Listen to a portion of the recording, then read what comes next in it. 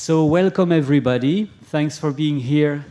So our first speaker this morning will be David Papineau, and he's going to speak about the limited role of indexicality in thought.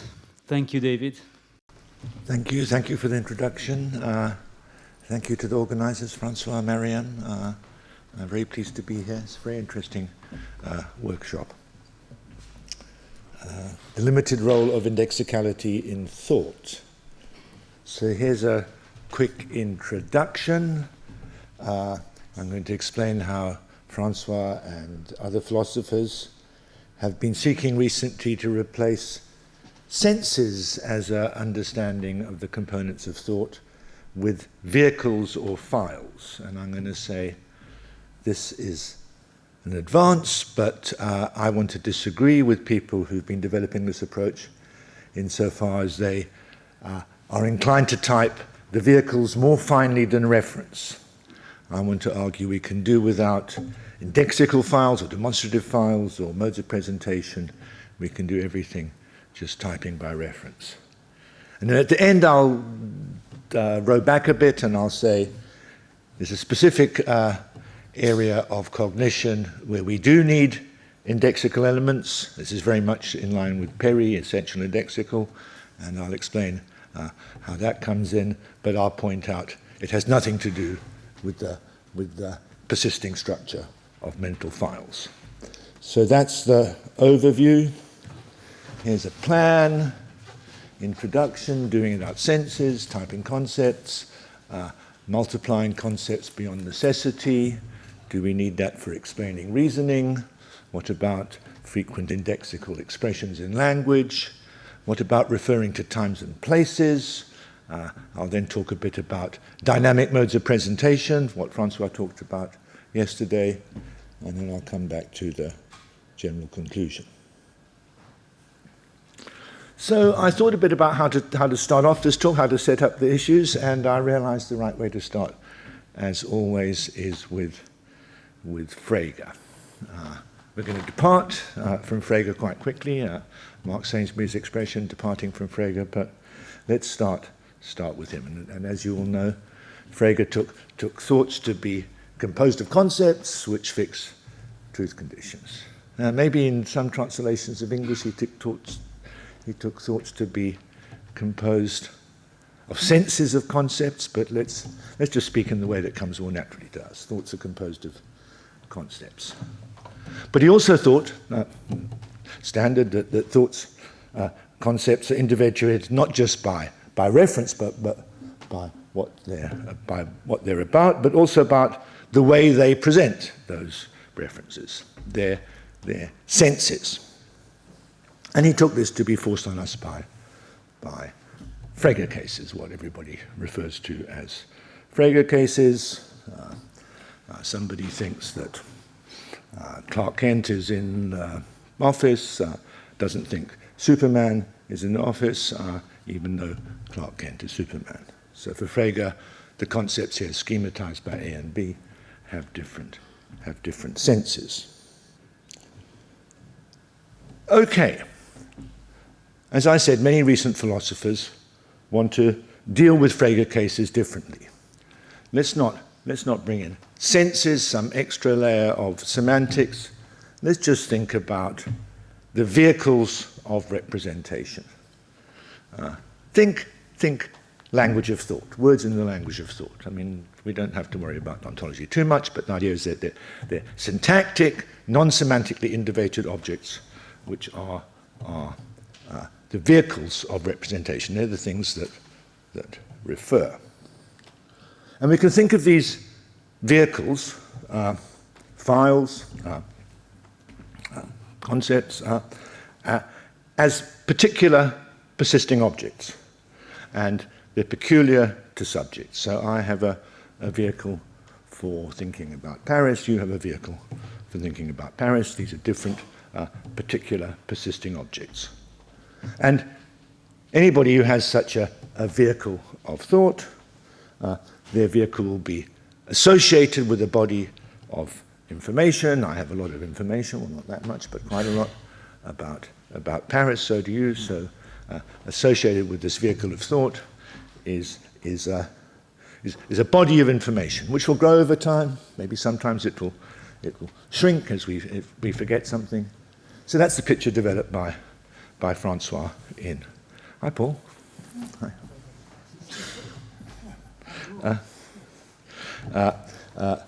Developed in Francois' book, Mental Files, just over a decade ago. And in this framework, Frege cases will show that a particular subject will have two different vehicles that both refer to the same object. So that's how somebody can think both Clark Kent is an office and Superman is not an office, even though two vehicles refer to the same thing, because they have two different vehicles. And this vehicle has an office associated and this vehicle does not. Okay, so far I want to say so unproblematic. But now there's a question about how we type these vehicles. You might want to think about it interpersonally. When do we want to say that two people have the same concept in the sense of the same semantic type of vehicle? And I want to say there's no reason to type these vehicles any finer than reference. Two vehicles have the same type of file, two individuals have the same type of file, same type of concept, just in case they have vehicles with the same reference. And that's enough to accommodate Frege cases. So there's a sense in which an individual who has two files for the same object just has two versions of the same concept, two different particulars that, in terms of classifying concept, are just of the same type. If you want to think about, there can be two particular objects of the same type. So I have two cars of the same type. I don't actually, but I have a Vauxhall Zafira. I'm very fond of it. I could easily have two. I could have two cars of the same type. So the subject we were talking about has two files of the same type. They're both that person files. And as it happens, they store different bodies of information. That's all we need to say. That's not how the other how do I say this word? Vehicularists. The other vehicularists do it. Francois, his own views are dynamic. We'll come to that in a minute. But in the original book, Mental Files, and also in Sainsbury and Ty's book, which wants to type concepts more finely as well, they want to make distinctions among files that have the same reference. So Sainsbury and Ty argues that two vehicles are of the same type, they're instances of the same concept, just in case they have the same origin. They want to think of vehicles very much as public shared entities, and we have one public concept if it has a given origin. Different origins for my deploying two vehicles, I'll have different types of concept. And Francois in the book had a different way of typing vehicles more finely. He wanted to type vehicles by the epistemically rewarding relationships they bear to their referent. So he had a system of demonstrative files when you're in perceptual contact with something, memory files when you remember that thing later, recognitional files when you re-encounter the object, and so on. I want to say, I've argued this in a commentary on Francois' original book, that I don't see there's any useful purpose served by this fine-grained classification of files. I think it multiplies files beyond necessity. And the difficulties that these more fine-grained approaches to files get into are pretty pretty obvious. Right? Take Sainsbury and Ty. I mean, I might have somebody I know well by sight. I can recognize her. And so I have a kind of demonstrative memory file to do with my perceptual familiarity with her. And now I get the name Jane for her. Somebody tells me her name is Jane. And now that bit of element of thinking has a different origin. There's a public baptism for the name. So now I've got to have two files, my kind of perceptual familiarity with her and my Jane thinking. And they're supposed to be two different files, and if I move information between them, it's in virtue of my thinking that Jane equals the person who I can recognize. And that all looks too complicated. Why not just have one file and Jane and the perceptions all in it? Ty and Sainsbury have similar problems with somebody. I know a lot of nicknames for somebody. I mean, just one file in my head, but for Sainsbury and Ty, the nicknames all have different origins, so they have to be different files. Interestingly, with Paderewski cases, they go the other way. I mean, I think of Paderewski, the statesman Paderewski. The pianist looks like I've got two different files for Sainsbury and Ty. No, there's one file because there's one origin. Francois, I think, has similar problems in original book. So I perceptually encounter something, so now I've got a perceptual file, which by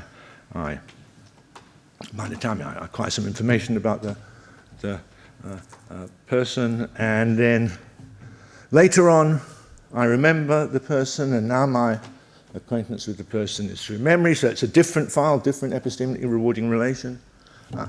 Later on I might re-encounter them, I re-recognize them.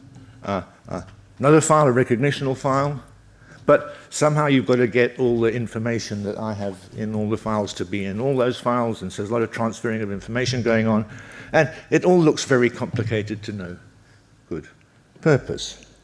I mean, Francois also in the original book had kind of encyclopedic files, think like kind of proper name files. The relationship to the object is just your kind of causal origin of this file, and then there's all the information goes in there, and you might well wonder why he doesn't just treat all files like that. You open the file when you are in some kind of contact with the object, and then after that you just put all information into that file. And in fact, Francois, in more recent writings, has moved in this direction. He Francois can tell us about it, but he said, right, okay, look, there's this pile of information. I mean, he used to have all these different files, but there's this pile of information, which in fact you shuttle back and forth between the files. And now he thinks, well, hang on, why not just think of the file as the pile of information? That's it. So in effect, we just have encyclopedic files. But in addition to that, and okay, I'm going to raise questions about the extra thing he's going to add on to it. I'm not really sure how far the points I'm going to make are things that Francois is going to disagree about. We can see later. But Francois, in two recent papers, a paper in a Sainsbury Festschrift and a paper in Synthesa, wants to say, well, in addition to these permanent encyclopedic pile of information files, we also want to think in terms of modes of presentation. A given thought is still presenting its object in a certain way. And he thinks of that as to do with, well, these files are long persisting objects, but here you are at a certain time, there's a certain stage in the file, and then your thought is happening at a stage, and let's think about how that stage of the file is connected to the object. It might be connected perceptually, memory, and so on. So we'll have modes of presentation, which are, as it were, stages of files on top of the persisting pile of information. And again, I don't see that any useful purpose is served by bringing in these extra modes of presentation. We can do everything we want just with these files that refer to the object and have a big pile of information. It's very tempting. And I know this because I used to be tempted, and then the scales were lifted from my eyes. I can remember a specific occasion. I was with Michael Devitt, and maybe 30, 40 years ago. And I was still a two-factor theorist, right? So vehicles of thought referred to objects, but also they had a conceptual role, which was to do with all the subject's beliefs involving the term, and you wanted to think of the term as somehow being constituted by its conceptual role, because you needed to have the conceptual role to explain how different subjects reason differently with the term. Here I am, I'm inclined to make a whole bunch of inferences with a term. There you are, you're inclined to make a whole bunch of different inferences. We want to classify the terms differently. They have different conceptual roles. So we have this kind of sense-like thing in addition to the referent. And Michael said, why do you need that? Why do you need that? After all, provided you've got the vehicles of thought with their references, the two subjects are going to have a lot of different beliefs. Just the thoughts typed by reference will be, there'll be different connections in each subject's head, the beliefs they have, and we can use their different beliefs to explain why they're going to reason differently. You don't need to add another layer of complexity to the concept itself. It's a connection between the concept and make-beliefs that will explain the different reasoning, not anything intrinsic to the concepts themselves. And scales fell from my eyes. I thought, that's it. No more senses. That's okay. That's fine. Curiously, when I tell Michael this story, he says, no, David, you're all right. You've got to have senses. There are reasons for senses. And so he hasn't actually learnt the lesson he taught me. But I can't remember exactly why he thinks we need senses. It's never been quite clear to me. Okay, so the idea that we need to introduce a more fine-grained typing of concepts in order to explain the different ways subjects are going to reason, that seems to me a bad line of thought.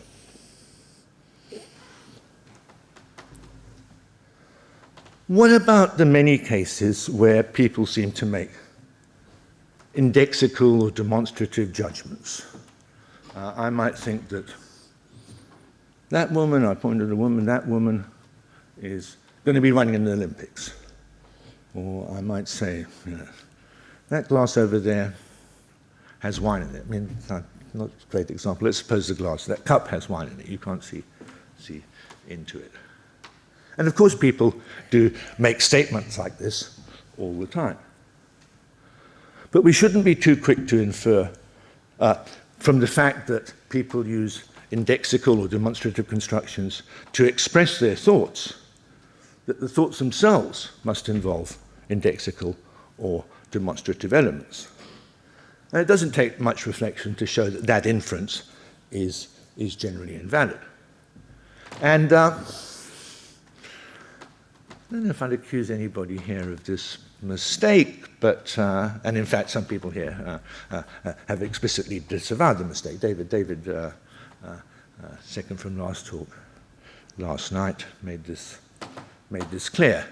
But if you're very much concerned with language, you might think that indexicality is a pervasive feature of judgments. And indeed, it is a pervasive feature of linguistic statements. No reason to suppose it's a pervasive feature of the thoughts being expressed. So philosophers of language, linguists, certainly need to think about indexicality a lot. Philosophers of psychology, cognitive science, not clear so much. I mean, here's, look, that woman's going to be running in the Olympics. Was that my example? Yeah. I might say that to you when I know the woman's name perfectly well. But I know that you don't know her name, but I know you can see her. So I want to convey my thought to you that a certain referent will be running in the Olympics. How am I going to do that? I say that woman will be running in the Olympics. But my thought is not that woman at all. My thought is Laura Muir will be running in the Olympics. I know her name perfectly well. No need to suppose that I have an indexical thought in order to account for what's going on in this act of communication. I've simply got a permanent file for the athlete. I want to say the same, and this is more radical, for thoughts about any kind of persisting object. That glass, that microphone, that cup. I want to say whenever I encounter a physical object, perceptually, tactually, visually, I open a permanent file for it to accumulate information. I have something like, in my head, a name for that particular object, and I'm going to run with that name and add lots of information about the object as we go along. And all my subsequent thought about an object involve that kind of name-like vehicle. Now, of course, this is crazy. I mean, it's kind of odd because here I am looking at lots of objects. I'm opening files all the time. I mean, sometimes I'm opening two files for the same object because I don't realize the object I see now is the same one as I saw 5 minutes ago. You might be shuffling the glasses or cups around on the table. But I still don't think there's anything wrong with it. I mean, the truth is that most of these files, we open them and then we kind of throw them away because we lose interest in an object. There's no particular reason to keep track and accumulate information about that microphone. But still, the structure of thought involves opening name-like files for every object you encounter. But of course, scarcely any of those objects will have public names. So if I want to convey my thoughts to somebody about these particular objects, I'll have no alternative but to say, yeah, get hold of the thing and point at it and say, that glass was owned by Laura Mere or somebody. So we have demonstrative utterances, but I want to say no, in this case, demonstrative thoughts. The whole idea of a demonstrative thought, that glass, it's a bad idea. Don't think of it as demonstrative. Think of it as name-like. Interestingly, in I'm going to talk indexical dynamics, thinking about times and places. And I think we can think about times and places in just the same way as we can think about ordinary persisting objects. Now, this is a kind of intellectual achievement which is not widespread throughout the animal world. Most animals will think of places as over there, 2 feet in front of me, off to my left, behind me, and so on, and won't generally think of them as positions in a map which you can grasp abstracting away from your position in it. Most animals think spatially egocentrically and not allocentrically. I say most because it's quite plausible, a lot of evidence that mammals, from rats, more sophisticated animals, form allocentric maps in their minds and use that to help them find a way around. So they think of places as things that can be re-identified from different positions that you might be in the spatial map. I don't think any animals think of times like that.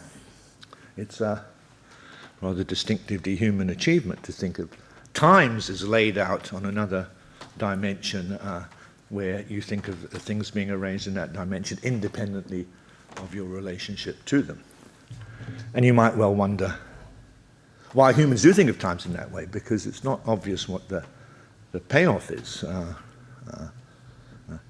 Thinking of places as objects that you can encounter again, I won't go into it, but that really simplifies your ability to navigate around the world. But we don't navigate around time.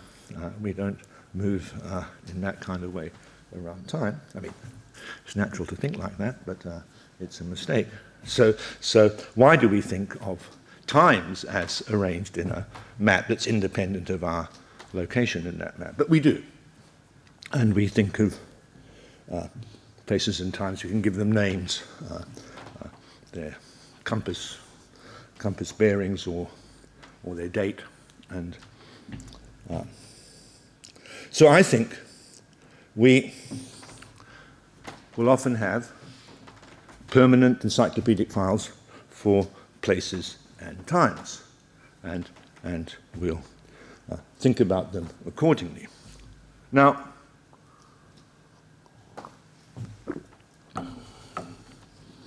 often we'll find it easier to refer to times and places using indexical constructions. That glass over there. Sorry, that place over there. Or the day before today. But we shouldn't take from the fact that we're thinking about times and places, or sorry, we're referring to times and places in that indexical way, that we're thinking about them in that way. And an instance came up in Thaddeus's talk yesterday. Your Rip Van Winkle is got a permanent file for the sunny day before he fell asleep that he can remember. He's got a memory fix on that day, and now we find him referring to it not via some name for the day, not by the date, but by the construction yesterday, and it comes out clearly that he's referring to it by some different construction because he's confused about the passage of time and he fails to refer to it if we construe his thought. If we read his utterance indexically, but he's clearly still thinking about that day, the sunny day, the day which was the day before he fell asleep. So, dynamic modes of presentation fit with the picture I'm developing.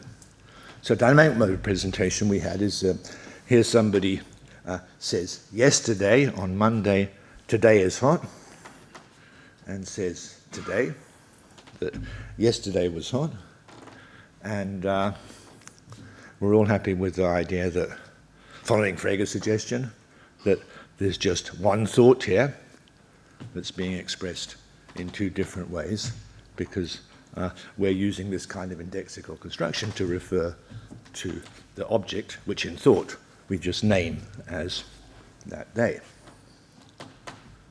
So, very happy with so-called dynamic modes of presentation. They just look like permanent files for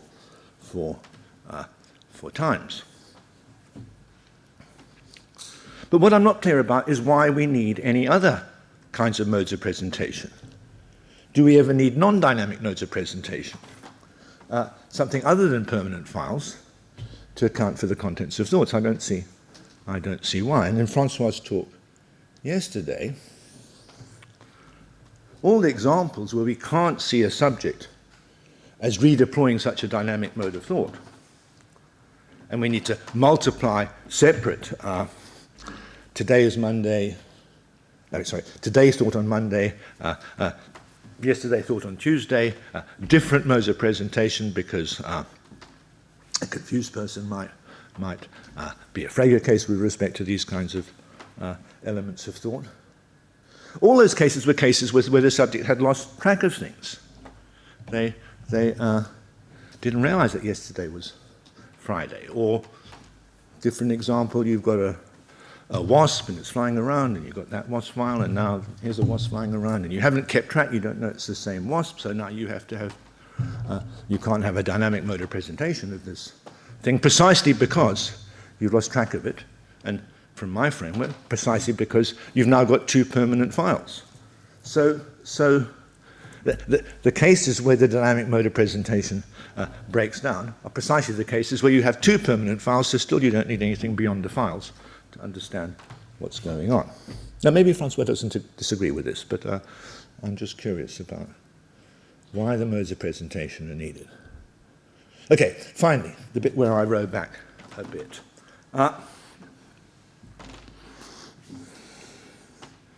And this is just going to be straight Peri, essential indexical. There are cases where we need to attend to the way a subject grasps the truth condition to explain certain aspects of their working. And that's to do with when we act bodily or speak and at that point, merely name-like encyclopedic information is not going to do the job. You know, I want to pick up a bottle of shampoo, and I might know the shampoo is in aisle 5, and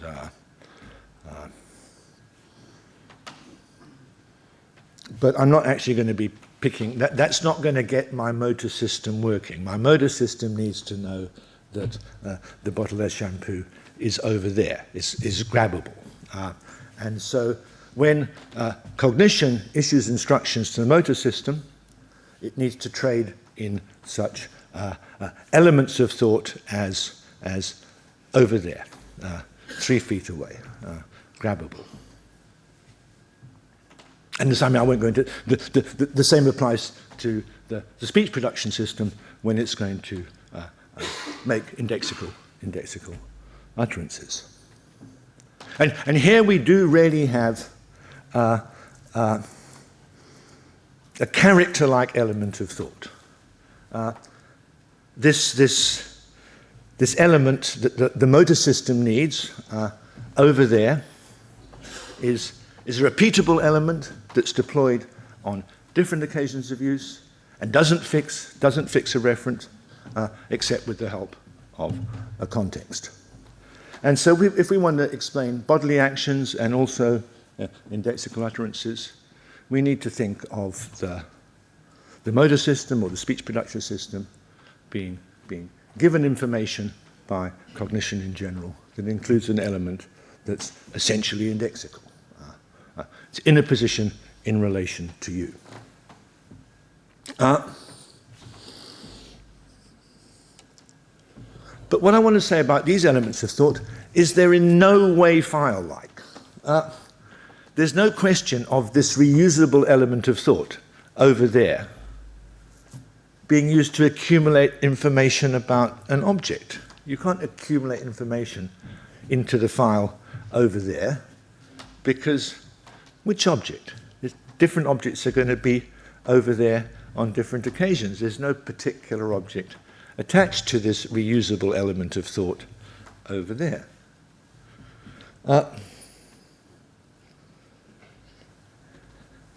Rather that the information that the bottle of shampoo on my phone is that thing there is a bit of information that appears in the shampoo bottle file or the phone file just momentarily to guide action at this moment. So my phone is over there. There's a phone file. We can think of over there as being momentarily in the phone file, but the over there bit doesn't have its own file. It's not that that kind of accumulates information and the phone file is tied up with that. And not only does the element, that thing there, not have its own file, but I'm going to stop in a second. The bit of information, my phone is that thing there, is only, as it were, a temporary manifestation in my phone file. You don't keep my phone is that thing there in the file because in a moment it won't. I mean, I move away a bit and it's not that thing there anymore. And so you don't store information that's coded via this kind of indexical construction. I mean, maybe it's clearer with times. you could kind of do it like that. I bought this bottle of milk 4 days ago, so I should start to worry about it's going off, and then as time goes on, I have to update. So then tomorrow, 5 days ago, 6 days ago, and so on. And if you wanted to keep this kind of indexical information in your permanent file for this bottle of milk or your phone and so on, you'd be updating all the time as you moved around in time and space. And it's much simpler, and this is what we do, to give a name to the relevant time and place and store that in the file. And so we don't have files associated with these Perry-style indexical elements, nor do we keep information that's coded using Perry-style indexical elements. So that's it. That's all I've got to say. Nothing is gained by typing files more finely in reference. We can do without indexical files, demonstrative files, modes of presentation, all that kind of stuff. It's only when we explain bodily actions that we need to think about the way that subjects grasp truth conditions, and these essential indexicals contribute nothing to the persisting structure of files. So that's it. Thank you.